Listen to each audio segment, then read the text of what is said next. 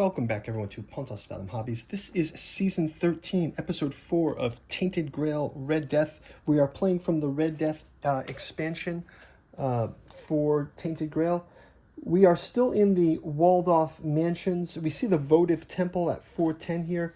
We do have 4 red... we're going to have 6 red tokens on this now, as we reduced all of our energy down to 1 per the requirements on the card. So those red tokens represent us searching around the walled-off mansions. As we've been doing for the past couple turns, we will go back into it. So basically, the walled-off owners of the mansions, for some reason, have walled off their town. I don't know, it kind of reminds me of Attack on Titan or something like this. So we've tried many of these ports. The one we're going to get to now is we're going to try to get to the Merchant District Beyond. It requires all characters the wall cat status, 5 red markers on the location. We've got that now. So let's go to verse number 8. It says, traveling over the tops of the walls is longer and more dangerous than you thought. But after straying a few times and almost falling to your death, you find a path leading to the other side. It says remove the walled off mansion location and all of its markers from the game. Okay, so first of all, we're going to remove the walled off mansion. So let's just say removed. 411 is removed. 411 is removed, and we're going to replace it with the rickety skywalks. 412. 412. So 411 is gone. Let's just mark this down. 411, 412, 411, 412. Okay, so these can be replaced. And walled off mansions is out. And the rickety mansions, I believe it's called. The rickety skywalks. Okay, so similar art. But now we see 420 is on the side here. So we will put rickety skywalks here. We will discard the rickety mansions. We put ourselves here, and we can add 420 now, which is that goal that we had to gameplay. So let's add 420 next door. The Mercantile District. Mercantile District is next door. Let us go ahead and we will let's explore the rickety skywalks while we're here. Rickety skywalks, it says, the checkerboard of garden mansions and villas is now significantly easier to navigate, owing to a network of planks, bridges, and boardwalks you built on their walls. So we can go to the hole in the wall 3. We can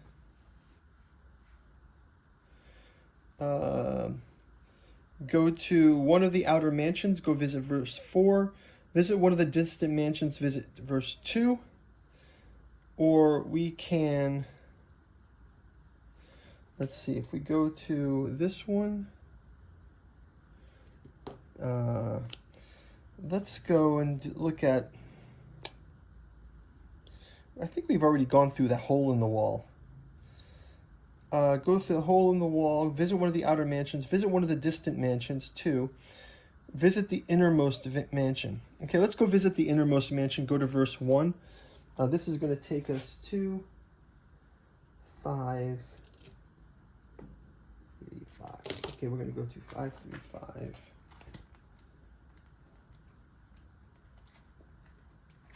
Innermost mansions.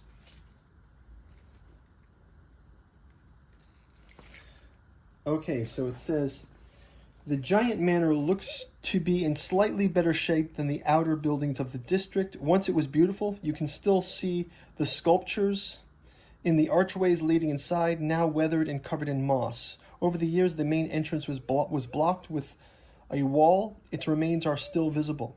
You're about to enter when you suddenly notice signs of someone's presence. The wall didn't just crumble, it was deliberately removed. Wildflowers growing on both sides of the entrance look well tended. Enter the mansion. Exploring this giant structure is bound to take a lot of your time. Go to 537.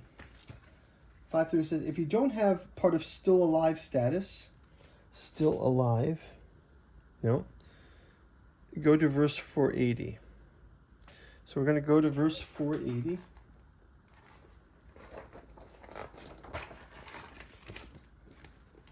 The large archway leading inside must have been very impressive in its time. It still radiates ancient dignity and makes you feel weirdly small. You are in a wide corridor just beyond the archway when you suddenly hear noises. No, they're not just noises. It's almost like talking in weird voices, something higher pitched, something growling. From where you stand, you do not recognize the word, but someone is definitely there.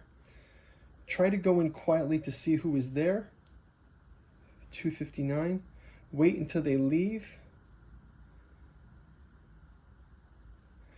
Let's try to get in quietly and see who is there. 259. So we either just walk in or announce we're not an enemy. We can announce that we're not an enemy, or we just walk in quietly, kind of sneak in, or we wait for them to leave. I think we're going to go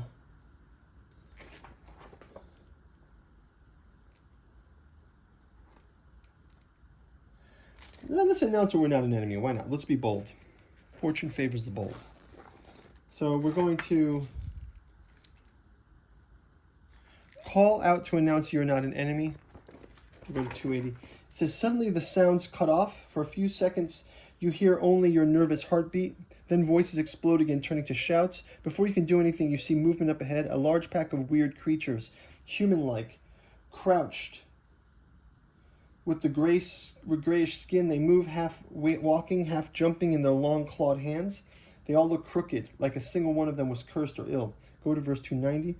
They approach. Their reddish, almost human eyes look at you with anger. They screech and grumble. One wields a rusty sword. The other holds something that looks like a poker.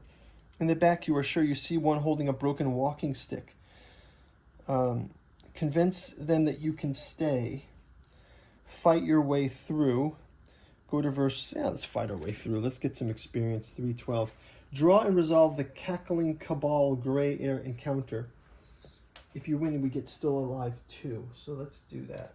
The crackling cabal. Oh yeah, so this is interesting because remember how I said it reminded me of Hieronymus Bosch? Look at this, or the other guy, who is it? Hieronymus Bosch and look, they've got the masks from the plague masks on. So this is the crackling cabal. So let's go ahead and we will use our combat cards. I'm going to start with Beor. Combat cards from Beor. He is wielding Excalibur, so that's going to give him an automatic +1 from his sword. Here, I will also go ahead and use his Staggering Strike. Is that not right? Doesn't line up right. Staggering Strike. Maybe I can use...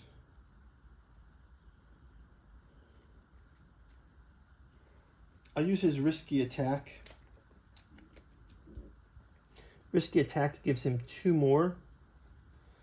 And then we can also have attacking will be Maggot. Maggot can also have an attack of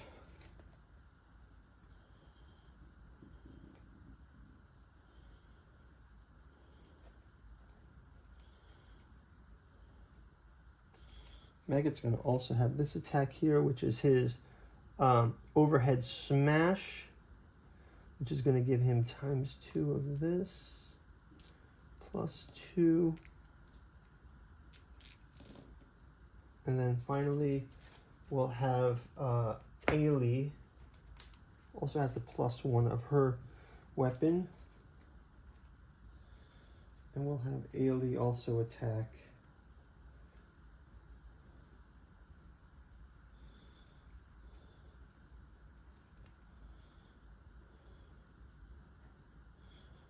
Ailey can attack here on this one, like this, so she also will put in 5 attack. So So that'll be like that. So that's going to be 3, 4, 5, 6, 7, 8, 9, 10, 11, 12, 15. So 15 is going to give us the Gain Secret card 154. And we can stop the Cabal here, 154. Secret card 154 is the Cloak of Maggots. Well, that goes to Maggot, I guess. Wherever you have contact, you gain 1 fear. Cloak of Maggots. Discard these. Let's go ahead and return our tokens. We fight through with them. That was in